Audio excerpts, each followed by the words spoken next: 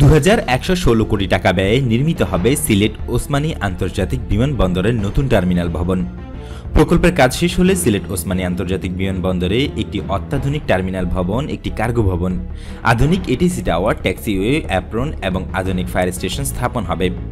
এর ফলে বিমানবন্দরের যাত্রী ধারণ ক্ষমতা 6 লাখ থেকে 20 লাখে উন্নীত হবে।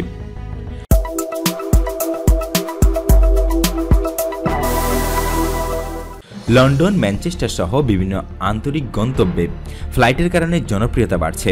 এছাড়া আকর্ষণীয় পর্যটন গন্তব্য সিলেটের অসংখ্য মানুষ বিদেশে বসবাস করেন। ক্রমবর্ধমান যাত্রী চাহিদা পূরণে এই টার্মিনাল ভবন নির্মাণের দাবি উঠছিল বহুদিন থেকেই। রবিবার বাংলাদেশ বেসামরিক বিমান চলাচল কর্তৃপক্ষ বেবিচক এর সদর দপ্তর সম্মেলন কক্ষে সিলেট ওসমানী আন্তর্জাতিক বিমানবন্দরের নতুন টার্মিনাল ভবন নির্মাণ কাজের চুক্তি স্বাক্ষরিত হয়। চুক্তিপত্রে স্বাক্ষর করেন বেসরকারি বিমান চলাচল কর্তৃপক্ষ ও বেইজিং আরবান কনস্ট্রাকশন গ্রুপ। প্রকল্পের কাজ শেষ হতে 2 বছর 9 মাস সময় লাগবে।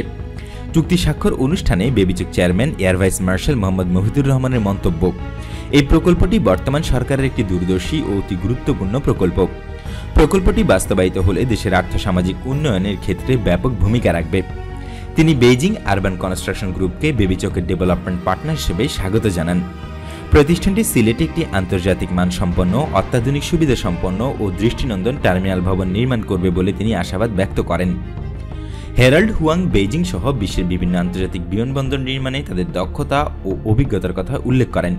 তিনি সিলেটে দৃষ্টিনন্দন, অত্যাধুনিক মানের স্থাপনা নির্মাণের প্রতিশ্রুতিও ব্যক্ত করেছেন।